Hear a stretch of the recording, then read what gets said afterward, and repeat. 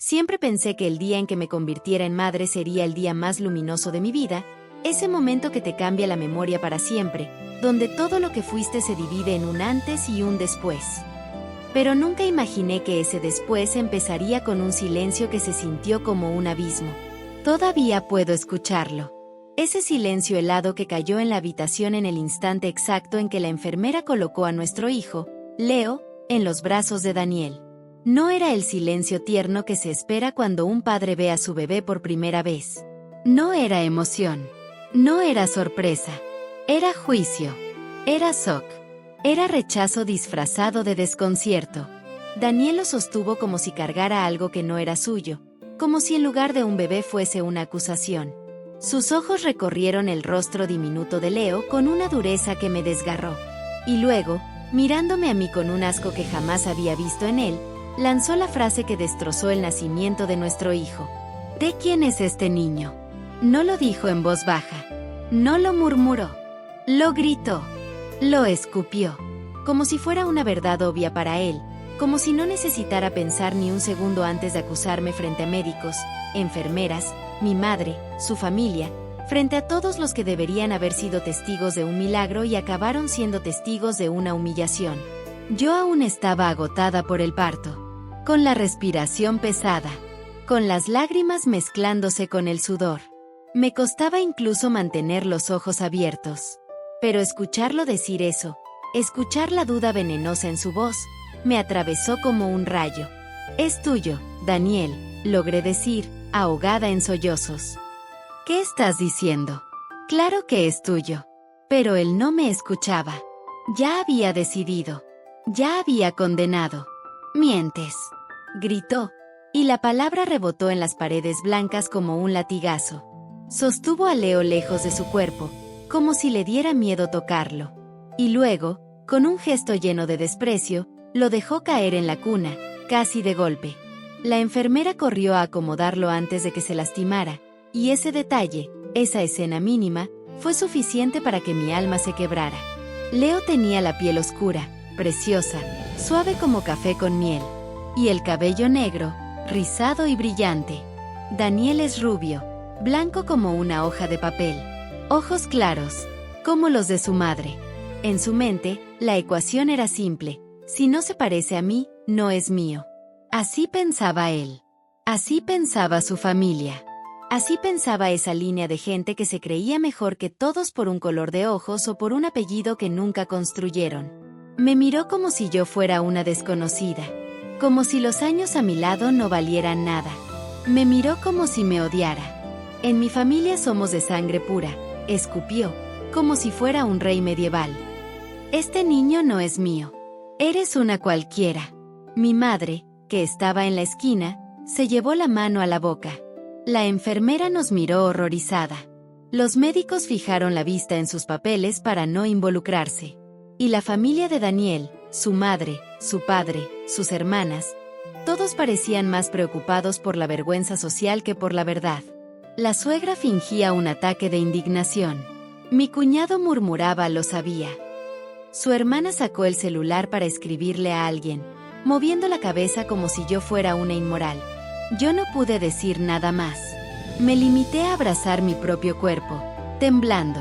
Un temblor que no venía del dolor físico, sino del emocional, del abandono, de la traición, de la injusticia más cruel.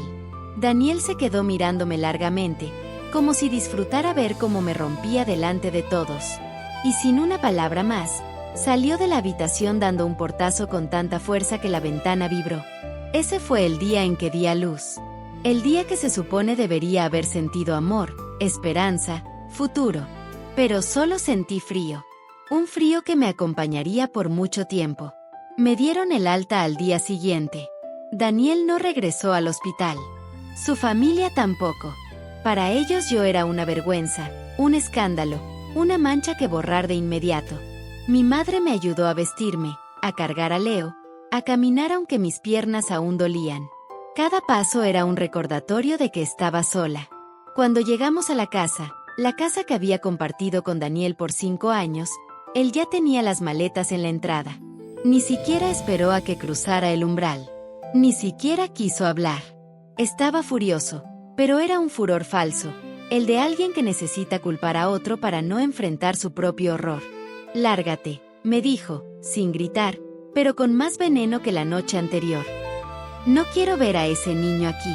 Haz tu vida con su verdadero padre. Porque yo no voy a criar al hijo de otro». Mi madre quiso defenderme, pero le hice un gesto para que no dijera nada. Ya no quedaba nada que defender. Solo quedaba la dignidad. «Daniel, por favor», le dije con la voz rota. «Esta es nuestra casa. Tu hijo. No digas esa palabra. No es mi hijo. Tú lo sabes. Yo lo sé. Todos lo saben». Y antes de que pudiera responder, cerró la puerta. Justo frente a mi cara. Así. Simple. Como si no acabara de expulsar a su propia familia. No lloré en ese momento. A veces el dolor es demasiado grande para salir en lágrimas. Conseguí un pequeño apartamento alquilado con mis ahorros. Una habitación, un baño diminuto, un salón que también hacía de cocina. Nada de lujos. Nada de comodidades. Pero era nuestro. Era un lugar donde nadie insultaría a mi hijo. Donde nadie le diría que no pertenecía a una sangre que nunca lo mereció. Durante 2 semanas, mi teléfono se llenó de mensajes de odio. De Daniel. De su madre, la infame doña Elvira. De sus hermanas. De números que no reconocía. Elvira era la peor. Sabía que eras poca cosa para mi hijo. Maldita sea la hora en que entraste en esta familia. Arruinaste tu vida por una aventura. Ese niño es un bastardo. Ojalá te pudras con él. No respondí a ninguno. Porque las palabras que vienen del veneno no se responden, se entierran y se olvida que existieron. Daniel solo escribía para repetir una frase. Hazte la prueba de ADN. La primera vez que lo leyó mi madre quiso contestarle. Yo se lo prohibí. Yo estaba agotada. Cansada de que dudaran de mí. Harta de que insultaran a mi hijo. Furia y tristeza mezcladas en un cóctel insoportable. Así que un día, con Leo dormido sobre mi pecho, respiré hondo y envié el mensaje. Haz la prueba. Pero cuando salga positiva, te vas a arrepentir cada día de tu vida. Lo envié sin temblor. Sin miedo. Sin siquiera esperar su respuesta. Y entonces, la guerra quedó declarada. La cita en el laboratorio fue 2 semanas después. Recuerdo perfectamente la imagen. Daniel sentado en la sala de espera con una postura arrogante, intentando fingir seguridad. A su lado, doña Elvira, muy arreglada, con el mentón en alto como si estuviera en la ópera. Ella estaba disfrutando del espectáculo. Creía que ese día sería su triunfo. Yo llegué sola, con Leo en brazos. Mi madre no pudo acompañarme porque estaba enferma. Así que caminé con la cabeza en alto, aunque dentro temblara como una hoja. Daniel no me saludó. Tampoco miró al bebé. Ni siquiera respiró en nuestra dirección. Pero su madre sí. «Qué poca vergüenza tienes viniendo aquí con ese niño», dijo en voz baja, sin mover los labios. «Ni siquiera se parece un poco a mi hijo». «No vine por usted, doña Elvira», respondí con calma. «Mejor, porque no estás a nuestra altura», dijo mientras ajustaba su collar. «Para mujeres como tú, hay clínicas de barrio». Me limité a sentarme. Si yo hablaba, ella ganaba. Si yo me rebajaba a su nivel, ella vencía.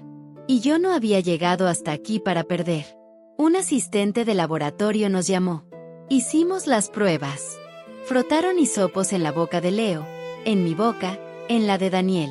Registraron todo. Y nos dijeron que los resultados estarían listos en 2 días. Daniel salió sin despedirse. Elvira también. Yo me quedé un minuto más, respirando hondo, tratando de no derrumbarme.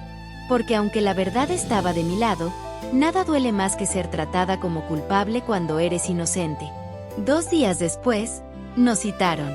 Ese fue el día más silencioso de mi vida. Un silencio donde podían caber décadas enteras. El doctor entró al despacho con un sobre cerrado. Daniel estaba sentado con el pecho inflado, como un gallo preparando el canto.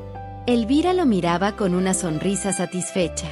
Yo estaba de pie, sosteniendo a Leo, que dormía tranquilo, ajeno a la tormenta que había traído su nacimiento. El doctor se aclaró la garganta. Bien, dijo. Según el análisis comparativo de los marcadores genéticos entre el señor Daniel y el bebé Leo, Daniel se inclinó hacia adelante, listo para escupir su victoria. Elvira ya tenía la sonrisa torcida de quien está a punto de destruir a otra persona. Y entonces, el doctor terminó la frase. La probabilidad de paternidad es del 99.999%. El señor Daniel es el padre biológico.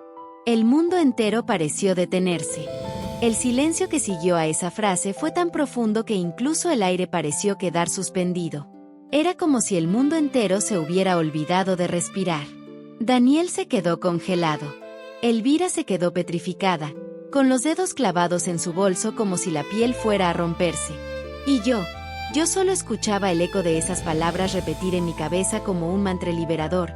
El señor Daniel es el padre biológico. Daniel fue el primero en reaccionar, pero no como un hombre que recibe una bendición o una segunda oportunidad. No. Él reaccionó como reaccionan los cobardes, con negación. No. Gritó poniéndose de pie. Eso está mal. Debieron confundirse. Hicieron mal la prueba. ¿Me escucha, doctor? Esto es imposible. El doctor, que tenía la paciencia de un monje y la firmeza de quien ha visto cientos de casos similares, no se inmutó. Se limitó a ajustar las gafas y a mirar a Daniel con una mezcla de compasión y profesionalismo. Señor, los resultados son concluyentes. No hay error. El bebé es biológicamente suyo. Pero mírelo. Daniel golpeó la mesa con fuerza. Ese niño no se parece en nada a mí. Yo soy blanco. Mi familia es blanca. En mis venas no hay nada de eso. Nada. Eso. Así llamó a mi hijo. Eso. Como si fuera un objeto, un error genético, un recordatorio incómodo de una verdad que él se negaba a aceptar. Mi corazón latió con fuerza. No por la acusación, sino por la indignidad de sus palabras.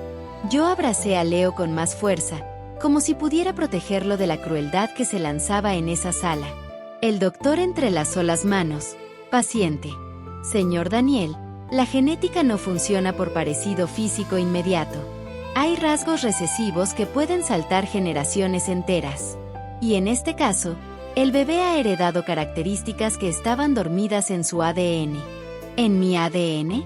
Gritó Daniel. Yo no tengo nada de eso. Revise a ella. Ella tuvo que andar con alguien más. Dígale la verdad. Yo respiré hondo. No iba a llorar. Ya no. No después de esto. La madre no tiene esos marcadores, continuó el doctor, totalmente imperturbable.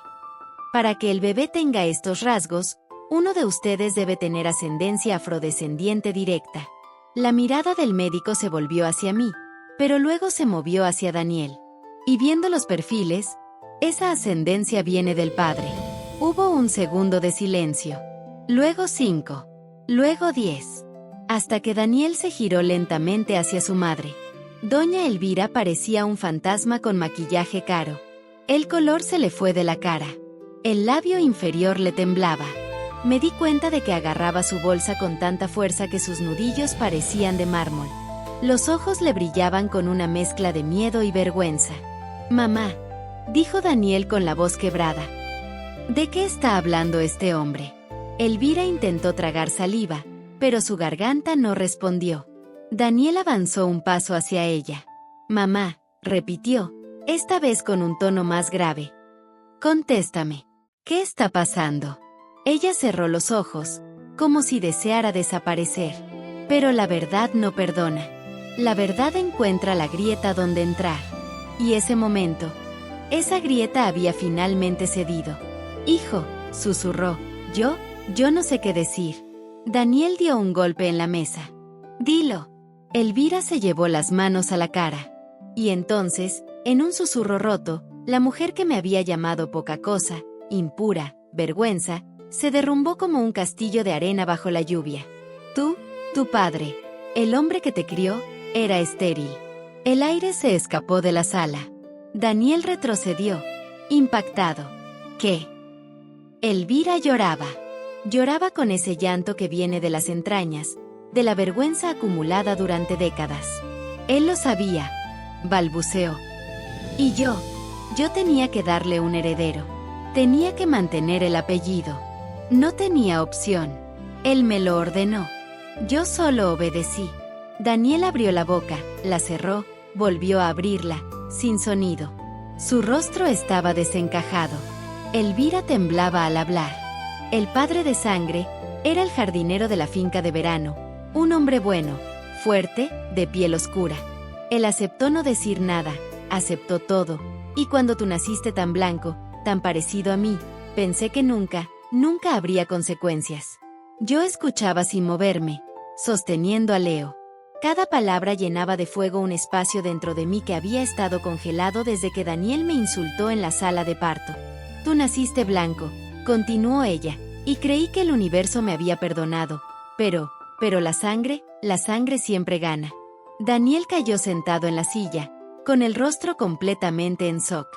Su castillo perfecto de linaje puro, su orgullo de superioridad, su discurso de familia impecable, todo se pulverizó en un solo instante.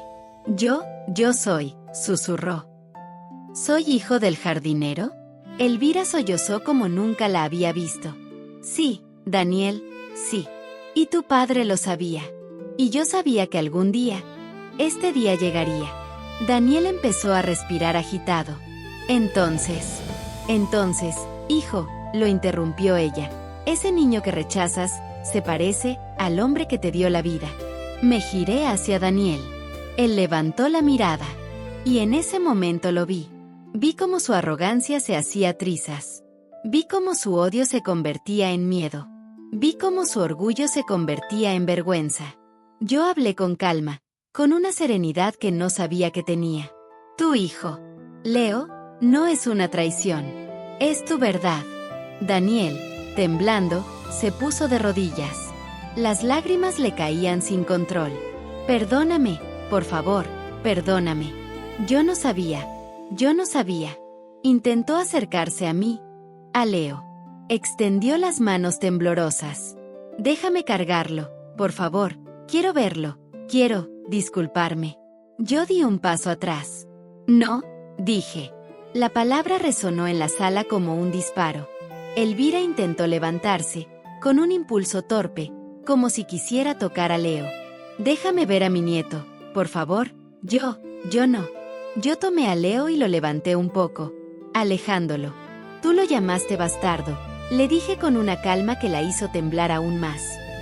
No mereces verlo. Elvira cayó de rodillas.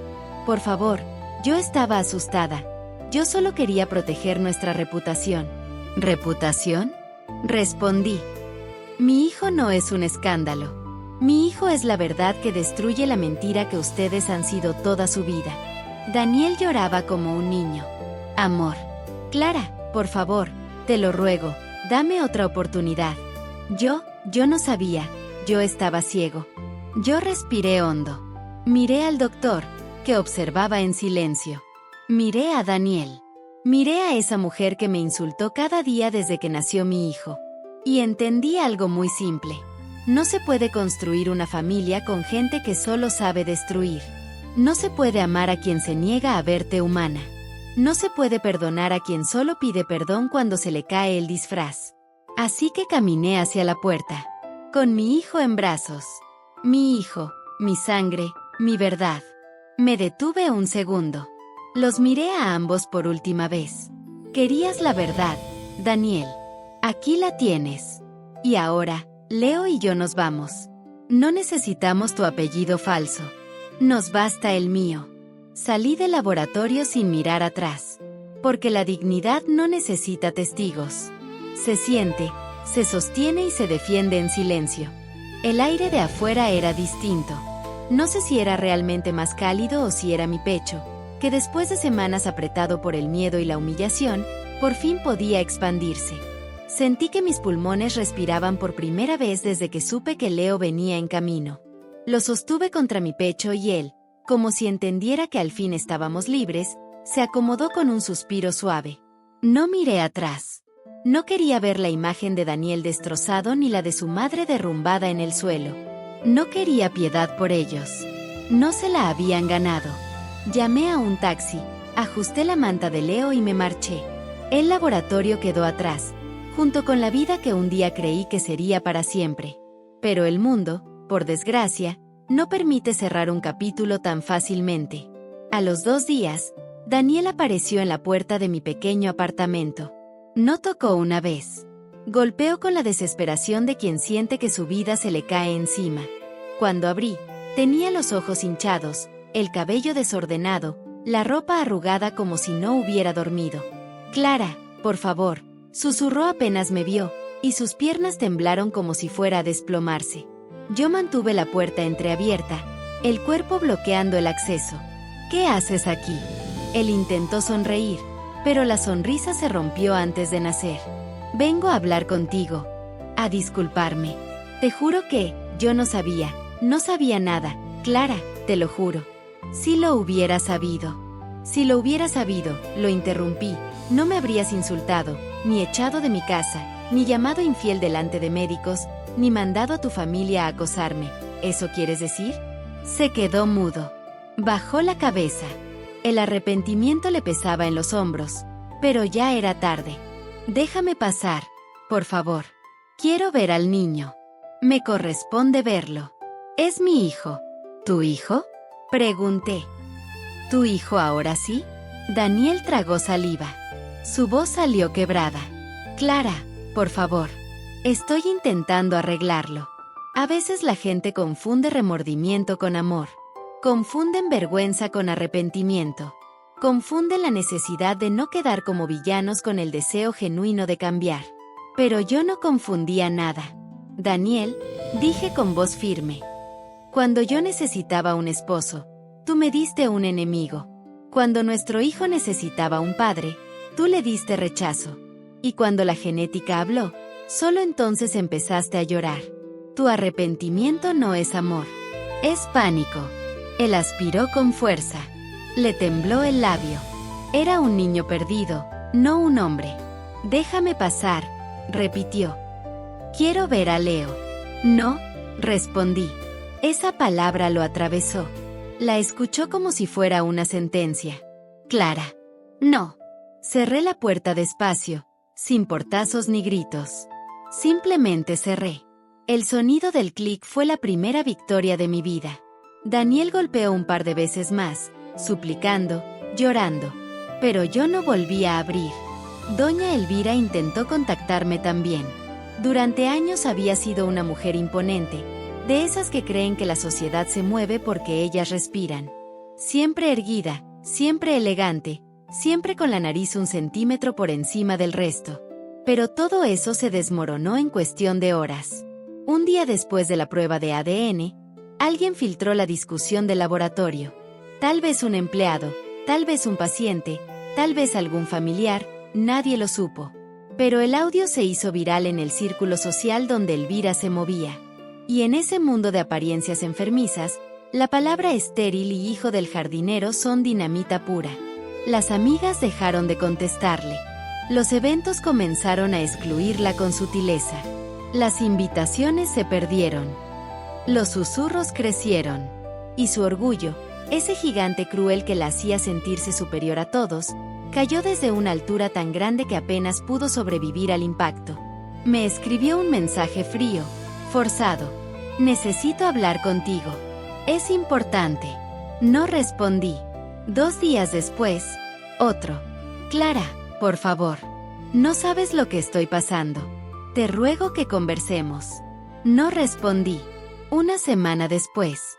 «Quiero conocer a mi nieto». Ese mensaje me provocó una carcajada amarga. Era increíble cómo el mundo se reordena cuando la verdad sale a la luz. La misma mujer que llamó bastardo a mi hijo ahora quería sostenerlo para lavar sus culpas. Y no, yo no iba a permitir que Leo creciera sintiendo el veneno de esa familia. No le respondí jamás. Mientras ellos se hundían en su propio caos, Leo y yo fuimos construyendo una vida nueva. Una vida pequeñita, sencilla, pero nuestra. Los días eran difíciles, sí. A veces lloraba por las noches por el cansancio. A veces me preguntaba cómo terminaríamos. Pero Leo siempre encontraba una forma de hacerme sonreír. Con una sonrisa, con un balbuceo, con un gesto diminuto que me recordaba que él era lo mejor que me había pasado. Conseguí un trabajo medio tiempo, algo modesto, pero que me permitió empezar. Mi madre me ayudaba algunos días. Leo crecía sano, fuerte, hermoso. Había días duros, pero también había días hermosos. Y esos eran suficientes para seguir. Daniel intentó contactarme muchas veces. También intentó mandar regalos. Intentó enviar dinero. Intentó amenazar con abogados. Intentó llorar. Intentó gritar. Y yo no contesté jamás. Porque la dignidad no se negocia. Y porque el amor que él destruyó no se recompone recogiendo pedazos. Pasaron meses. Leo cumplió 6 meses cuando Daniel hizo su movimiento final.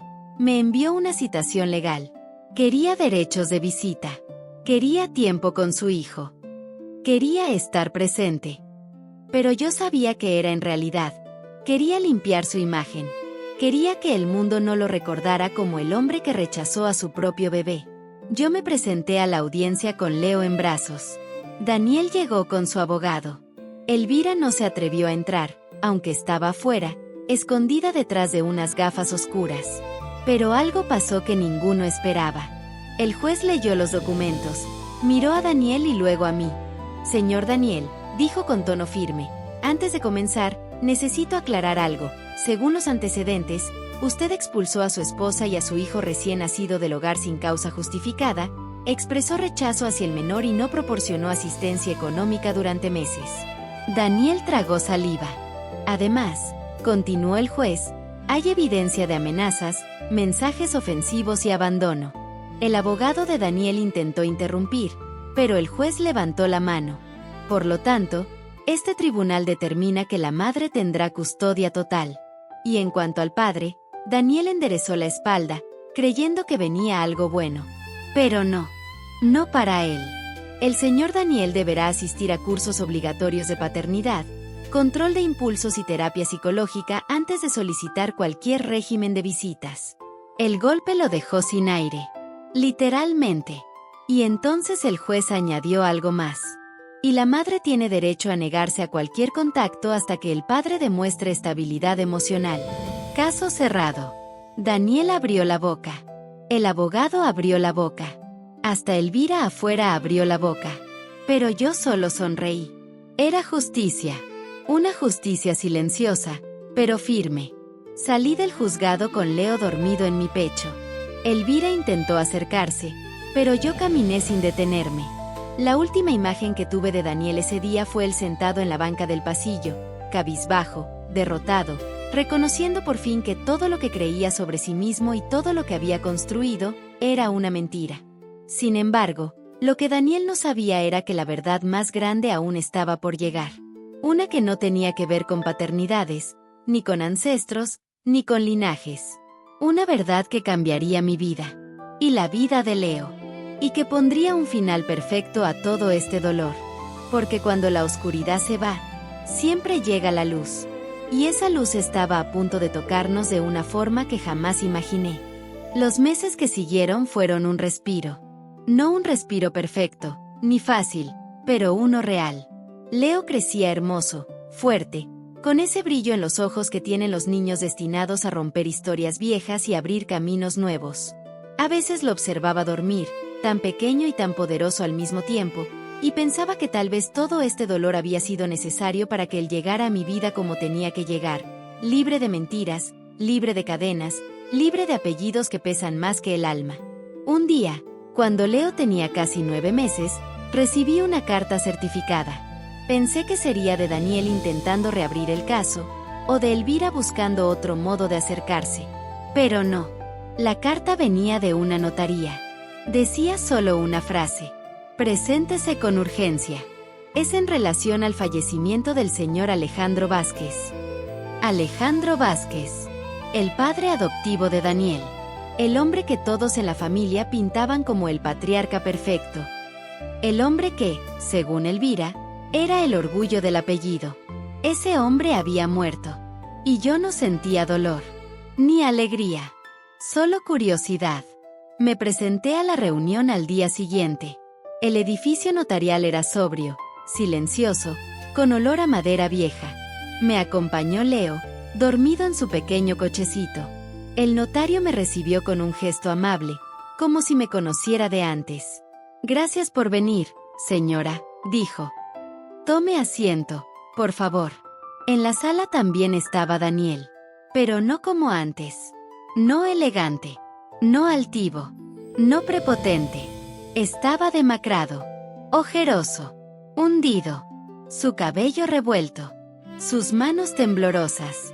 Parecía haber envejecido 10 años en unos meses. No me saludó, no intentó tocar a Leo, solo bajó la mirada cuando entré. El notario acomodó unos papeles, los giró hacia nosotros y comenzó a hablar con una calma calculada. El señor Alejandro Vázquez dejó un testamento con cláusulas específicas. Antes de fallecer, modificó ciertos puntos que afectan directamente a ambos. Daniel levantó la cabeza, confundido. ¿A ambos? El notario asintió. En efecto. Pero antes de leer el contenido, necesito explicar algo que el señor Alejandro pidió que quedara registrado aquí. El silencio se volvió tenso. Daniel tragó saliva. Yo esperé, con Leo respirando suavemente en su cochecito. El notario tomó un documento cerrado en un sobre grueso y lo colocó delante de nosotros. Antes de morir, el señor Alejandro redactó una carta. Una carta que pidió expresamente que fuera leída ante usted, señora Clara, y ante su hijo Leo. Daniel frunció el ceño, desconcertado. ¿Ante ella? ¿Por qué? El notario lo miró con una mezcla entre profesionalismo y lástima. Porque tiene que ver con su hijo, y con usted, señor Daniel. Yo no moví un músculo. Fue Daniel quien empezó a agitarse. El notario abrió el sobre. Sacó una carta escrita a mano, con trazos fuertes pero temblorosos. Comenzó a leer. Clara, si estás escuchando esta carta, es porque la verdad finalmente ha salido a la luz. Una verdad que yo debí decir hace muchos años. Una verdad que nunca tuve el valor suficiente de enfrentarte. Mi corazón dio un salto. No entendía. ¿Una verdad para mí? El notario continuó. Sé que mi esposa, Elvira, te hizo daño. Sé que mi hijo Daniel te hizo sufrir. Pero ninguno de ellos conoce toda la historia. Ninguno de ellos sabe quién estuvo realmente detrás de varias de las decisiones que cambiaron sus vidas. Quiero contártelo antes de que otros intenten distorsionarlo. Daniel abrió los ojos, sorprendido. Yo seguía sin entender nada. Daniel es mi hijo del corazón, Clara, no de sangre. Y sí, yo acepté ese acuerdo años atrás porque creí que era lo correcto para mantener un apellido que ya no significaba nada. Pero tú no sabes la otra parte. La parte en la que yo descubrí quién era el verdadero padre de Daniel. Y la parte en la que comprendí que esa sangre, la del jardinero, era más noble y más honrada que la mía. El notario levantó un poco la vista. Daniel se tapó la boca con una mano. Yo respiré hondo. Cuando supe que Daniel había humillado a tu hijo, mi nieto, entendí que mi silencio había alimentado un monstruo. Y decidí no seguir callando. Leo se movió en su cochecito como si sintiera algo en el ambiente. El notario siguió leyendo. Antes de morir, investigué. Revisé los registros genéticos. Leo no solo es el hijo de Daniel. Leo es el único descendiente biológico vivo del hombre que realmente dio su sangre a esta familia. Andrés Morales, el jardinero. Mi pulso se aceleró. Andrés Morales fue un hombre pobre, sí, pero también fue el hombre más leal que conocí. Un hombre bueno, un hombre justo, un hombre al que la vida nunca le dio lo que merecía. Y Leo es su legado, su herencia viva. Yo sentí las piernas débiles. Leo descendiente directo de Andrés, el hombre cuya sangre fue escondida. El hombre borrado por vergüenza. El notario continuó. Por eso tomé una decisión. El patrimonio que yo administré durante 40 años no fue construido por mí, ni por Elvira, ni por mi padre. Fue construido por la gente humilde que trabajó para nosotros. Y parte de ese patrimonio le corresponde a quien lleva su verdadera sangre. Daniel se incorporó bruscamente. ¿Qué? ¿Qué está diciendo? El notario no se detuvo. Legué el 70% de mi herencia al niño Leo Morales, apellido que su madre podrá colocar si así lo desea, para que nunca más lo llamen bastardo, ni extraño, ni ajeno. Para que ningún hombre o mujer vuelva a despreciarlo por su piel o su origen. Yo me llevé la mano al pecho. El aire desapareció. Leo, heredero. Leo, dueño legítimo.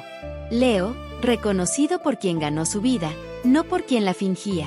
Daniel empezó a temblar. Eso es imposible. Ese testamento no vale. Yo soy su hijo. El notario levantó otra carpeta. El señor Alejandro dejó prueba legal de que usted no es su heredero biológico. Por lo tanto, él tiene derecho a disponer libremente de sus bienes. Daniel golpeó la mesa. El notario no pestañeó. Un golpe seco resonó. Daniel se derrumbó en la silla, roto, humillado, vacío. Yo seguía sin poder hablar. El notario terminó la carta. Clara, levanta a tu hijo con dignidad, con orgullo, con la frente en alto, porque él no viene de una mentira. Él viene de la verdad que siempre intentaron esconder. Hubo un silencio largo. Luego el notario habló suavemente. Señora Clara, su hijo es ahora el heredero legítimo. Las lágrimas empezaron a caer por mis mejillas, no de tristeza, sino de una mezcla abrumadora de alivio, justicia y algo parecido a la paz. Daniel trató de ponerse de pie, pero no pudo. La revelación lo había destrozado más de lo que yo imaginé que sería posible. Intentó hablar. Clara, yo puedo ayudar, puedo ser parte, podemos criar a Leo juntos, yo puedo aprender. Pero su voz se quebró. El notario ya había comenzado a guardar los documentos. Yo respiré hondo. Me incliné, tomé a Leo en brazos y me puse de pie. Daniel, dije suavemente, no puedes criar a alguien cuyo origen odiaste. Y yo no voy a permitir que mi hijo crezca pensando que necesitará tu aprobación para existir. Daniel lloró. Pero yo no. Por primera vez en mucho tiempo, no lo hice. El apellido Morales, dije con orgullo, le queda perfecto. Y salí de esa sala sabiendo que, por primera vez desde que todo empezó, el mundo se estaba acomodando en su lugar. El día que salí de la notaría, con Leo envuelto en su mantita azul y el sol acariciándonos el rostro, sentí que algo invisible se había roto, por fin, para siempre. No era solo el dolor. No era solo la humillación. Era una cadena que nunca supe que llevaba puesta hasta que la clave que la cerraba cayó al suelo. Yo, la mujer que fue echada de su casa con un recién nacido. Yo, la que fue insultada por un linaje que nunca existió. Yo, la que lloró sola en un apartamento prestado. Yo, ahora caminaba con mi hijo, el heredero legítimo del único hombre honrado que existió en esa familia podrida por dentro. Y por primera vez en meses, me sentí ligera. El viento traía olor a pan recién hecho desde una panadería cercana. La luz de la tarde bañaba las calles con un brillo de cobre. Leo balbuceó algo mientras se aferraba a mi blusa. Y yo sonreí. Vamos, amor, susurré. Nuestro futuro empieza hoy. Los días siguientes fueron un huracán para Daniel y Elvira. Algunos acontecimientos llegaron a mí por terceros. Otros, simplemente eran tan inevitables que se hicieron públicos. Elvira, que siempre había sido la reina de su círculo social, se convirtió en la comidilla de todos. No por crueldad, sino por la ironía brutal que nadie pudo ignorar. La mujer que se creía de sangre superior había ocultado durante 3 décadas que su hijo era fruto de una infidelidad y que el padre verdadero había sido el jardinero. Sus amigas comenzaron a alejarse. Los eventos comenzaron a excluirla. Los donantes dejaron de contar con ella para cenas y recaudaciones. Algunos incluso devolvieron regalos, como si el apellido que ella tanto defendía ahora fuera contagioso. Y eso, para una mujer que respiraba apariencia, fue peor que una sentencia judicial. Daniel tampoco salió ileso de la verdad. La empresa familiar, que de familiar ya no tenía nada, comenzó a tambalearse. Los socios perdieron confianza en él. No por la paternidad, no por el origen del jardinero, sino porque descubrieron algo más profundo. que Daniel no tenía carácter, ni criterio, ni humanidad para dirigir nada. Un hombre que abandona a su esposa parida en la calle. Un hombre que niega a su propio hijo. Un hombre que discrimina por color de piel. Un hombre que se derrumba cuando la verdad aparece. Ese no es un líder. Ese es un niño malcriado con traje caro. Renunció por motivos personales. Pero la verdad era que lo habían invitado a hacerlo. Un mes después, recibí una llamada inesperada. Era el notario. Señora Clara, necesitamos que venga a la oficina. Hay algo más que debe saber. Fui con Leo. El notario me recibió con una sonrisa más cálida de lo habitual. He estado revisando los documentos que dejó el señor Alejandro. Hay notas, cartas, instrucciones, y también un fideicomiso que se activó tras su fallecimiento. ¿Fideicomiso?, pregunté confundida. Para usted. Me quedé en silencio. ¿Para mí? Sí, respondió él, abriendo una carpeta. El señor Alejandro dejó estipulado un fondo personal a su nombre destinado a la educación, bienestar y estabilidad de Leo y de su madre. Usted. Mis ojos se llenaron de lágrimas. No lágrimas de tristeza, sino de incredulidad. ¿Pero por qué? El notario sonrió con tristeza. En una de sus notas escribió: ella es la única que no trató a Daniel como una moneda de cambio ni como un símbolo. La única que vio a mi hijo como persona. Y la única que jamás humilló a nadie, aun cuando tenía motivos. Yo, susurré, sin palabras. Clara, continuó él, usted y su hijo están protegidos. Económicamente, legalmente, moralmente. Él se aseguró de que no les faltara nada. Eso, más que cualquier herencia, fue lo que me hizo romper. Por primera vez, alguien había pensado en mí. No como esposa, no como nuera, no como víctima, sino como ser humano. El destino, sin embargo, no había terminado con Daniel. Una tarde, mientras salía del consultorio pediátrico con Leo, lo vi. Estaba sentado en una banca cerca del estacionamiento, con los hombros encorvados y la mirada perdida. Parecía un hombre mucho mayor. Su piel estaba pálida, su ropa arrugada, su expresión derrotada. Cuando me vio, se puso de pie torpemente. Clara, por favor, solo un minuto. No respondí. No avancé. Pero tampoco me alejé. Él respiró hondo. He estado yendo a terapia, como pidió el juez. Y también, estoy intentando entender todo lo que pasó. Sé que no tengo derecho a pedirte nada. Lo sé. Miró a Leo con un dolor profundo. Un dolor real. No fingido. Solo quiero, la voz se le quebró, ver a mi hijo. No pedirte perdón, porque no hay forma de justificar lo que hice. Pero, verlo, aunque sea un segundo. Para saber que está bien. Yo miré a Leo. Mi hijo. El niño que había sobrevivido al rechazo más brutal sin siquiera entenderlo. Y entonces sentí algo inesperado. No cariño. No reconciliación. No amor. Sentí compasión. No por Daniel, sino por el hecho de que él había sido víctima de una mentira tan poderosa que lo había convertido en un monstruo sin darse cuenta. Pero eso no era mi responsabilidad. Aún así, levanté ligeramente la manta para que Leo pudiera verlo. Daniel se llevó una mano a la boca. Un sollozo escapó. Una lágrima cayó. Es hermoso, susurró. Es perfecto. ¿Y yo? Yo fui un estúpido. Yo asentí. Sí, Daniel. Lo fuiste.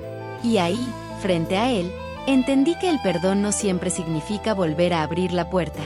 A veces el perdón es simplemente no cargar con el odio. Y dejar que cada uno siga su camino. Lo miré a los ojos. No te odio. Pero tampoco te necesito. Y mi hijo, tampoco. Daniel bajó la cabeza, aceptando la verdad más dura de su vida. Gracias, por dejarme verlo, susurró. Yo asentí y seguí caminando. No volví a mirar atrás. Elvira nunca intentó acercarse de nuevo. Dicen que se mudó a otra ciudad. Dicen que ya no asiste a eventos.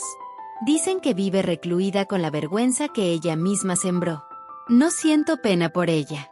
porque la vergüenza es la cosecha de toda una vida humillando a otros. Y entonces, con el paso de los meses y con la tranquilidad que empezaba a asomarse en nuestras vidas, llegamos a un punto que jamás imaginé.